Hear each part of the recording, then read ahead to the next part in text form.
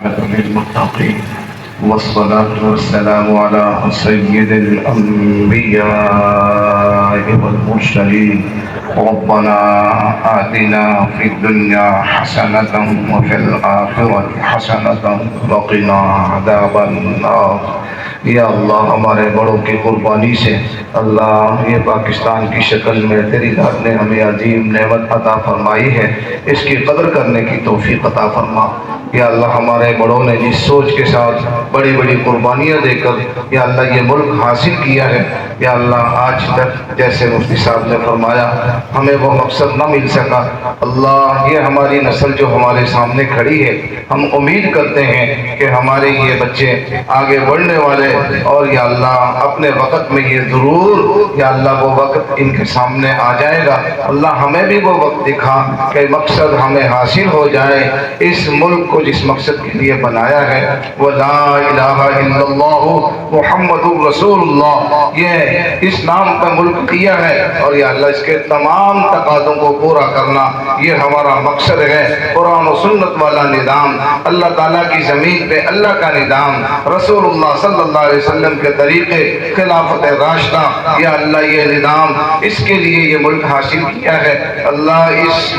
ابھرنے والی نسل سے ہم امید کرتے ہیں یا اللہ یہ ضرور ہمارے اس منشا کو اور اس مقصد کو پورا کریں گے۔ اللہ ان بچوں کو کامیابی نصیب فرما، مدارس کو کامیابی نصیب فرما، مساجد خانقاہوں کو یا اللہ کامیابی نصیب فرما۔ یا اللہ جتنے بھی دین کے شعبوں میں محنت اور کام ہو رہا ہے اللہ تو اپنی رحمت سے سب میں کامیابی نصیب فرما، ہر قسم کی ناکامی سے حفاظت فرما، دینی مدارس کی حفاظت فرما، مساجد خانقاہوں کی حفاظت فرما، مجاہدین کی حفاظت فرما۔ اللہ اس ملک کو بنانے والے جو قبروں میں اتر چکے ہیں سب کی قبروں کو اپنے نور سے منور فرما، یا اللہ سب کے درجات کو بلند فرما، سب کے حال پر رحم و کرم کا معاملہ فرما۔ یا اللہ وہ قربانی دے کر چلے گے اور ہم لوگوں سے امید کرتے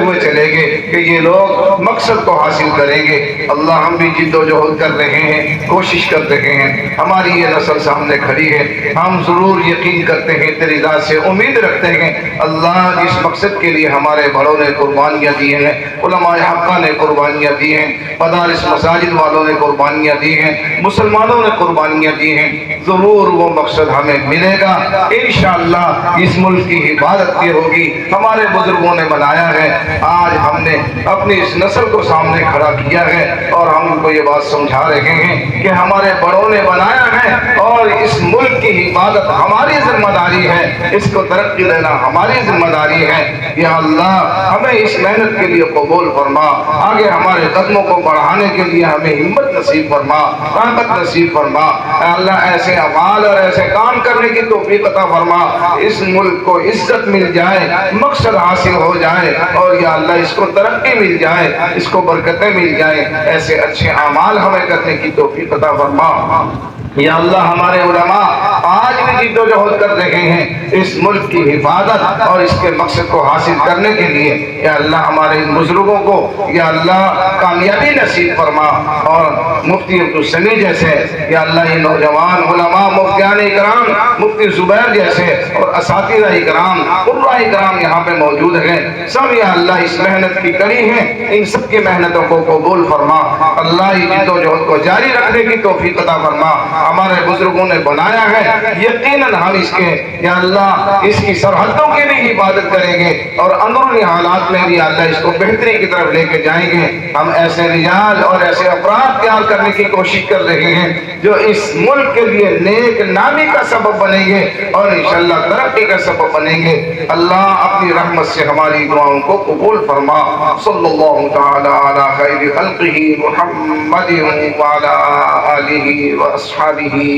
اجمعین، آمین برحمتک یا ارحم الراحمین۔